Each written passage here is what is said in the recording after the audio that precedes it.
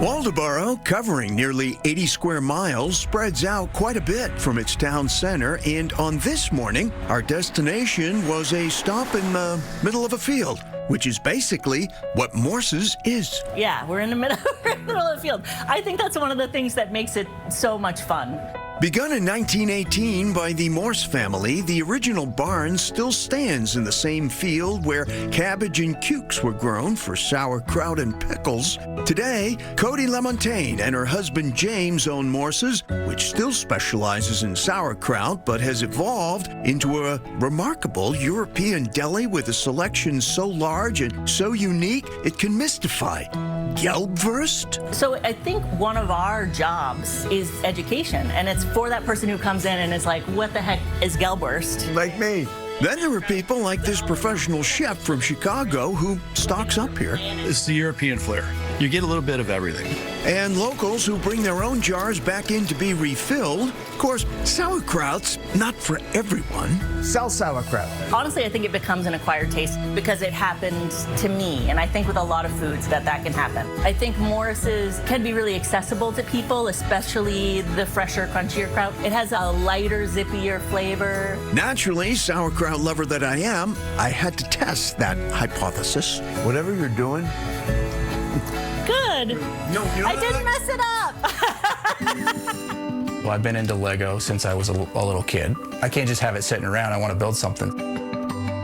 Colby Adson has certainly built things with Lego, a lot of things. What makes his Lego creations especially unique is that most of them are inspired by his home landscape, the Mid-Coast Maine area. So when I go places, I would see things and be like, hey, maybe I'll try to build that out of Lego.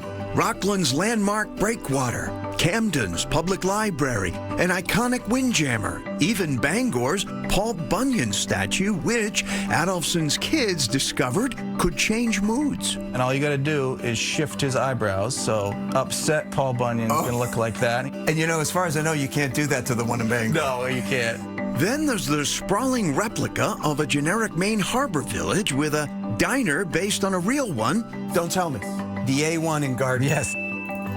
Though Adolphson still keeps his administrative day job, he's a full-fledged professional Lego artist now, doing commissions, even creating kits for people to make his creations. I know a lot of great Lego builders. They build a lot of cool stuff, but I wanted to kind of carve my own thing. Heading back to the town center, we made a quick lunch stop at the new Dayboat Cafe. It's the hard work and creation of Anna Hymanson and Kelsey Woodworth. Patrons flock to it, and it's another good example of a new vitality here on, appropriately enough, Friendship Street. So we put in really shared spaces that force you to get off your phone, hang out, have a good bite to eat, which already makes you feel better. I love food because it's the easiest way to create community. Only a mile or so from Friendship Street by the far busier Route 1 is where, surprisingly, you'll find the Waldoboro Town Forest. But that's not the big surprise. These are. And here, or anywhere, they are nothing less than a natural wonder. These are historic trees. Meeting up again with our friend Morgan Price of the Mid-Coast Conservancy, she led us into the nearly 64-acre woods, but what lured us in comes up only yards from the highway. So these are old growth. It's a remnant. Yeah, right? and it's really special. You know, we're on the coast. We're right near Route 1, like you said, and we have this special little oasis right here. This grove of hemlock trees are old growth, meaning they're over 200 years old, never cut, many well over 100 feet high. Like the Sheldrick Forest Preserve in Wilton, New Hampshire, where some of the towering trees stood when George Washington was alive. The Waldoboro Grove is doubly amazing since entire forests here were felled in the 19th century for the town's shipbuilding industry.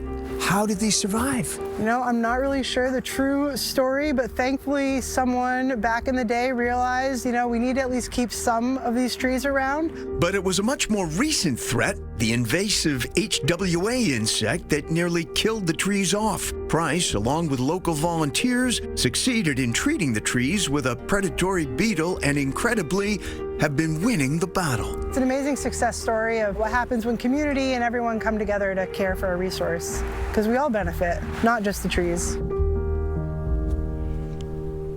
So just how rare are remnant or old growth forest in New England? Well, experts say as little as 1% or even as smaller as 0.1% of our region's forests.